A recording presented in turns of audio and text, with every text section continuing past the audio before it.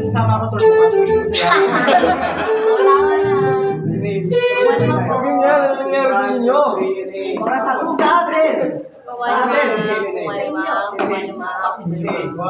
I can't inhale. I have to Anxiety.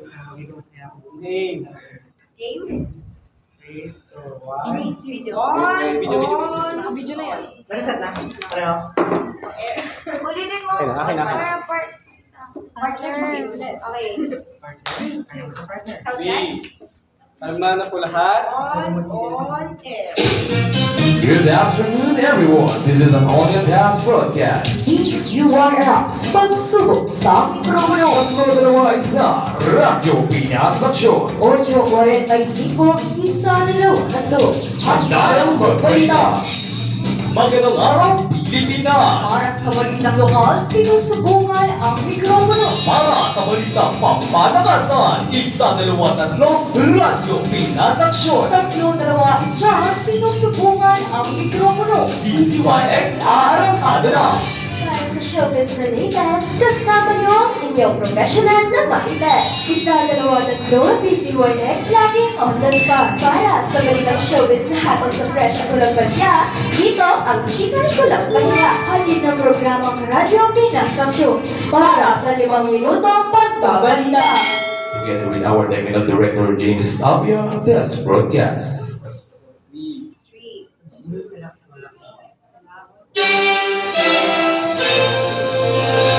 Live mula sa news center ng DCYX, maghahatid ng totoo at mapanindigang mga balita. Ito ang Radyo Pinas Aksyon 8:45. Narito yung mga tagapagatid balita.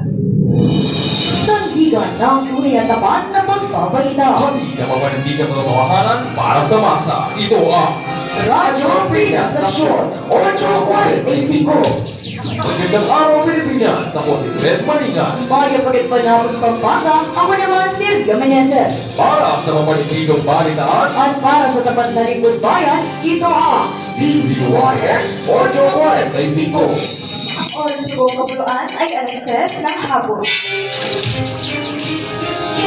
Sa ulo ng mga nagbabagang balita ngayong araw ng Martes, ika-28 ng Enero 2025. Kaso ng Human Immune Deficiency Virus sa bansa, tumindi ang pananalasa. Artificial Intelligence Technology Power ng China ay pinababahala ng Estados Unidos. Vice Mayor Minal Galang tatakbo bilang mayor ngayong eleksyon 2025. South Korean Jin nagari kontra sa UK sa World Taekwondo Championship 2025.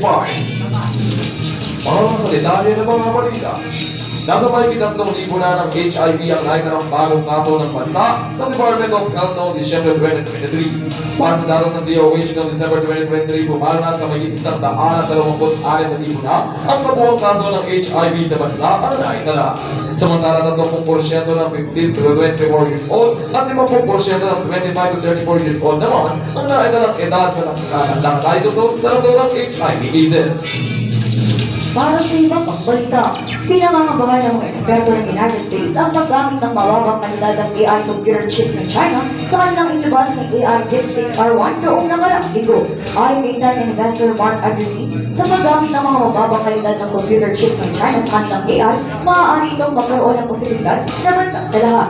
Dagdag pa niya ang kinakailangan ng malaking pondo ng China upang makakuha ng mas mataas na kalidad ng AI computer chips. Magbabalik ang Radyo Pinas Aksyon matapos ang isang paalala. Mars, may kandidato ka na bang napili para sa darating na eleksyon? Wala pa nga eh. Hindi ko kasi alam kung sino sa kanilang karapat dapat sa posisyon. Makinig ka.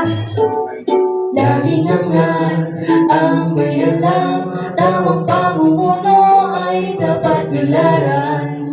Pumili ng kandidatong tapat na makatutulong sa pamayanan. Ayon sa Republic Act No. 9006, ito ay naglalayong magtatag ng pamilya ng patas maayos sa pagpapagboto sa eleksyon. Sa gobyernong tapat, ang buhay para sa lahat. Ang mga paalala ng ito ay hatid sa inyo ng hindi na ito. Kayo'y patuloy na nakikinig sa Radyo Pinas Aksyon.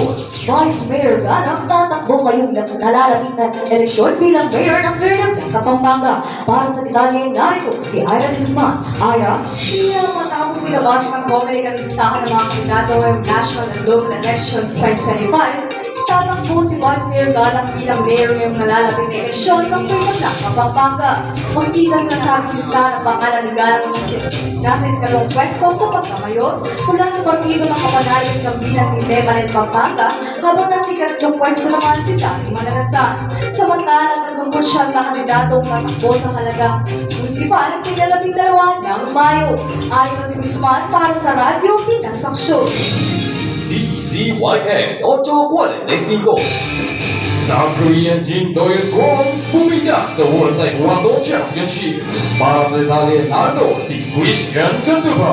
Naghali si South Korean Jin Do-yeon matapos matumbayin gamit ang roundhouse at upward kick kay Bradley Sindel na hinay sa loob ng nalalabing 20 segundo ng ikalawang round sa score na 2-0 sa World Taekwondo Championship 2025 sa Guadalajara, Mexico kahapon.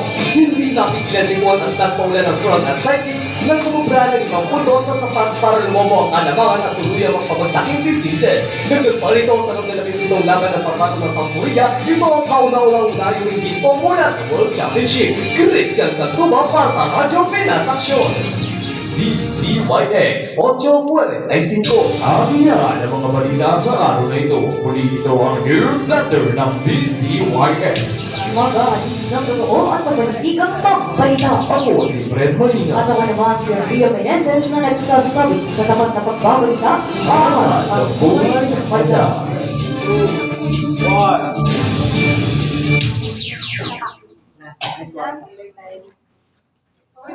Perfect lang. Hindi siya. 6 minutes. Perfect ang time.